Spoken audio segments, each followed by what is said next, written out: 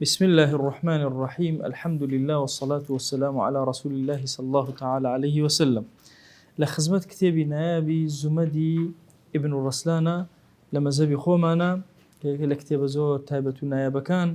لفقه مذهب إمام الشافعية هزار دير شعر كالخزمتي أبين قيشتون تشي كاتكاني نيش أفرمي ووقت الظهر من زوالها إلى أن زاد عن مثل لشيء ضللا أفرمي كاتي نيوجي نيورو لكي ودس بيئكا للزوال ووات أجر سيبر هاتا ناوراستي آسمان هرشتيك دانا أو سيبر لجيريا خربوا كيك توز لايدا بيوتي الزوال يك توزوكو هيلكا أو سوچيك أو درسو توزي بخري اللي هو كاتك دس بيئكا هتا كي بركا هتا سيبري هرشتي بقدر خوي بي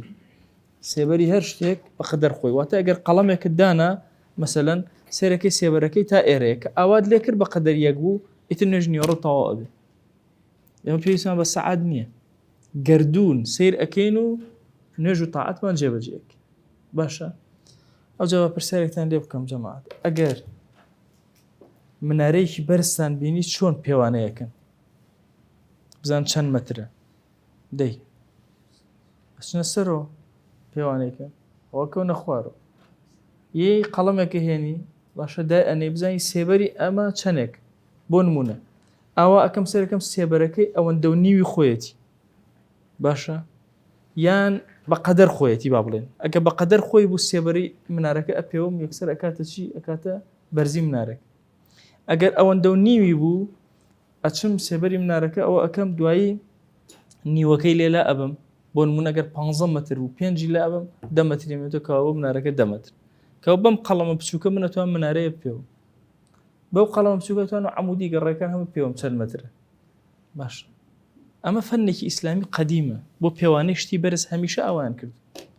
بو مثلا وتانا قصري فلانه شوين اوان ده بي برزه بچي زاني اون ده بي برزه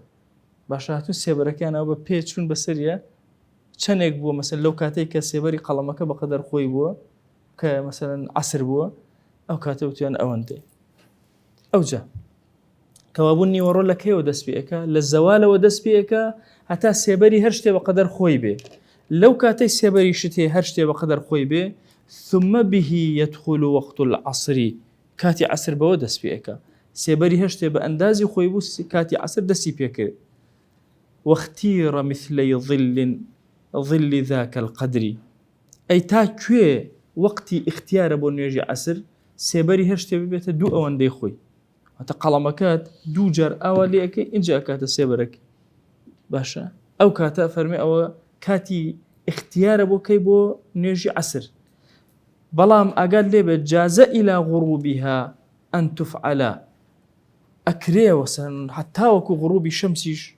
تو هر نيجاكا درشكيتو كيشنية حتى بيش أوش بكي لوقت جوازة درست مثلا وقت اختيار بانه وقت جواز بانه وقت جوازك تاكي حتى وكو بانجي اواره ادا نيجي عصر هرمانه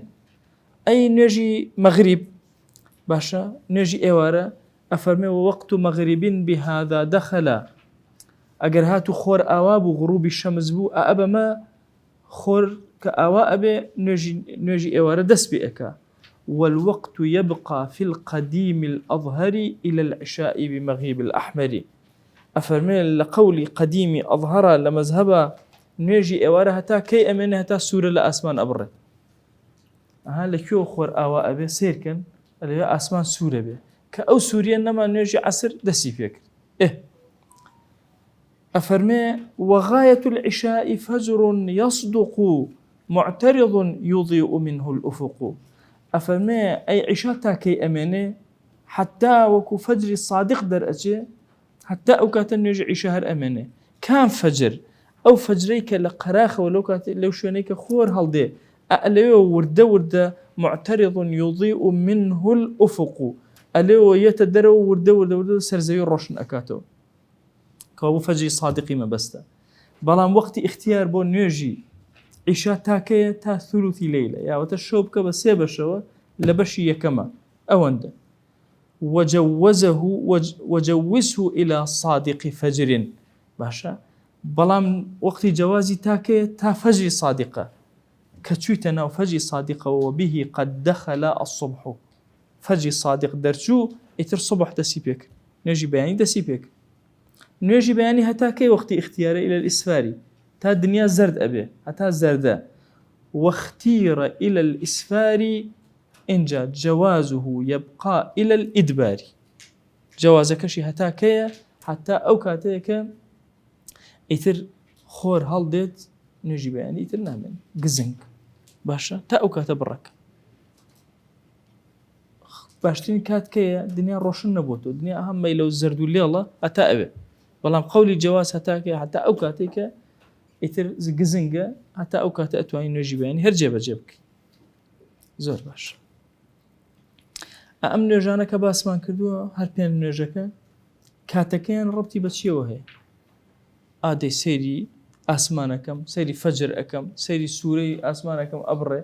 سەیری با بڵێن خۆرەکەم لەگەڵ چیە لەگەڵ سێبەرە ئێمە عیبادەتەکانمان هەمووی ئاوا مەربوطە بە چیەوە بە گەردوونەوە مەربوط نییە بە وەختی خۆمان داینن سەر ڕەمەزانیش هەر ئەوە مەربوطە بە چیەوە سەیری مانگەوە نوێژەکان ڕەبتی بە چیەوە هەیە بە خۆرەوە هەیە باشە ئەی ڕۆژوو ڕەبتی بە چیەوە هەیە بە مانگەوە هەیە حەج ڕەبتی بە چیە بە مانگەوە هەیە زەکات ڕەبتی بە چیە بە مانگەوە هەیە وەها کرد عیباداتی ئێمە هەمووی سەیری گەردوونەکەین و جێبەجێەکەین ئەوجا ئەفەرمێ لە شعرێکی دوای ئەوە ئەفەرمێ وسنة تعجيل الصلاة في الأول إذ أول الوقت بالأسباب اشتغل ئەفەرمێ سنە دوای نوێژەکان زوو جێبەجێکێ ها تەئخیری نەکەی بەتایبەتی وەختەکان وەختی ئەوەل زۆر مهمە تۆ دێی جێبەجێ چی ئەەکەی لە سەریعترین کاتە نوێژەکە جێبەجێ ئەەکەی وەلە کاتی وەختەکە ئەو پەڕەکەی ئەوەیە خۆت مەشغوڵکەی بە چیەوە بە ئەسبابەکانی نوێژەوە دەست نوێژ و خۆگۆڕین و خۆت تەرتیبکردن باشە ئەبێ ئاگاد لێبێ إذ أول الوقت بالأسباب اشتغل طبيعت ئەو هەیە ئەوەڵی وەختی نوێژەکەت بەهۆی سەبەبی نوێژەکە لە دەست دەرەچ یعنی چی سەبەبی نوێژەکە بخەرە پێش نوێژەکە پێشەوەی بانگ بدە هەموو شتەکانت تۆکمەکە کە بانگیدا حازر واضحە ئەو قسەیە ئەفەرمێ وسنة سنة دوایە تعجيل الصلاة في الأول باشا إذ أول الوقت بالأسباب اشتغل بۆ چونکە طبیعەتی ئینسان ئاوایە لە ئەوەڵی وەختەکە مەشغوڵی دەستنوێژ و جلگۆڕین و ئەمان ئەوەلی وەختەکەی لە دەست دەرەچێ سنەتە زوو نوێژەکانت جێبەجێ بکەیت نوێژی نیوەڕۆمان شتێکی تایە سنەتێکی تایە ئەگەر شوێنە زۆر گەرم بوو وەکو بەغا سوزان شتا بەغاش ئەڵێن زۆر گەرم وەکو بەسڕە ئەگەر زۆر گەرم بوو خەڵک نەئەتوانی بێتە دەرەوە بۆ نوێژ لە کاتی نوێژی نیوەڕۆیە سنەتە ئیبرادیکەی نوێژی نیوەڕۆکە کەمێ دواخەی هەتا سێبەر دروستە بێ خەڵک بە سێبەرەکان ئەفرێ مزگەوت کرد نەسووتێ جاری وایە زۆر گەرمە کورە لەو بەغایە و قاچەقێتە سەر قیرەکە نەرم بووتەوە وەنە گەرمە هێشتا ئەڵێن گەرم نییە خەڵەکەی خۆی باشە ئەڵێن ئەم ساڵ زۆر خۆش و باش و گەرم نەبوو کورە چی گەرم و مردین باشە ئەوە ئەبێ بەسرە چۆن بێ ئەبێ شوێنێکی تر چۆن بێ و ئێمە لە مەنتیقەیەکیان کە ئەو گەرمە سەختەمان نەبینی بۆیە سنەت وهایە کە ئیبرات کرێ ئەگەر شوێنە گەرم بوو باشە لەگەڵ بانگدانە بە خەڵک ئەوترێ کاکە سەعات ئەوەنە نوێژەکەین مێن یان بانگدان تەئخیرەکەین و ئەو کاتێک کە ئیبرات ئەبێ ئەفەرمێ وسنة الإبراد بفعل الظهر لشدة الحر بقطر الحر لە هەموو شوێنەکە نا قطرێکە گەرم بێ شوێنێکە گەرم بێ وشدەتی گەرماش بێن شەقەی هاوین بێ اینجا ئەو کاتە تۆ نوێژەکە تەئخیرەکەی لە پێناوی ئەوەی خەڵکە زۆر گەرمای نەبێ کە هاتن بۆ نوێژ سێبەری هەبێ پیاە بێن بەڵام ئەم بۆ چێ هەموو کەس دەتوانێت نوێژە تەئخیرکە ئەوە نەخێر هەرەبێ لە کاتی یەکەمە بیکە بۆ کەسێکە لطالب الجمع ئەبێ ئەهلی جەماعەت بێ اینجا سنەتە لە حەقی ئەوە ئیبرات کات و نوێژی نیوەڕۆ دواخا بمەسجد ئوتی إليه وبوم لە مزگەوتێک کات ئیبرادەکە بکە کە ئەچێ بۆ ئەو مزگەوتە دائیمە ئەم کەسە ئیلتیزامی کردو بە مزگەوت و ئەهلی ئەم مزگەوتەیە باشە ئەهلی جەماعەتە من بعد لە دووری شەوەیە ها اینجا ئەو کاتە بڕیاری بۆ ئەدەین ئەڵێن کاکە سنەتە ئیبراتکەی نوێژەکە تەئخیر ئەگەر نا سنەت دوای نوێژ زوو بکەی زوو جێبەجێیکە بخلافها خلاف الجمعة خلافی جمعە ئەگەر گەرمیش بێ نابي إبراتك بڵێ وڵا با جمعەکە دوا خەم چونکە گەرمە نە چونکە ئەسڵ وایە خەڵک پێش جمعە هاتوونەتە ناو مزگەوتەوە کە مادام پێش جمعە هاتوونەتە ناو مزگەوتەوە تۆ نابێت جمعە تەخیرکەی لە پێناوی خەڵکە کەوابوو ئەم مەسئلەی ئیبراد لە نوێژی نیوەڕۆیە کە سوننەتەوە حەدیثی لەسەر هاتووە نوێژی جمعە ئەگرێتەوە نوێژی جمعە ناگرێتەوە وڵاتێکی ناگەرم ئەگرێتەوە نەخێر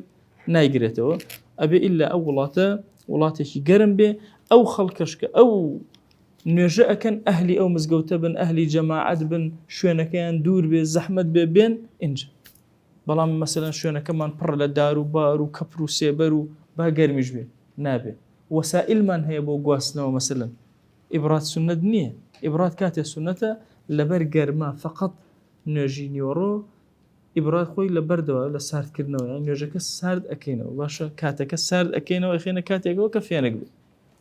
بس وصلى الله على سيدنا محمد وعلى آله وصحبه وسلم تسليما كثيرا أبدا إلى يوم الدين ويقول لقناه مني شو إيو دأكو باوكو ما وصا كان من ببوري خوالي من خوش بخاتين أو جوانا كان يخوي موفق بني يا رب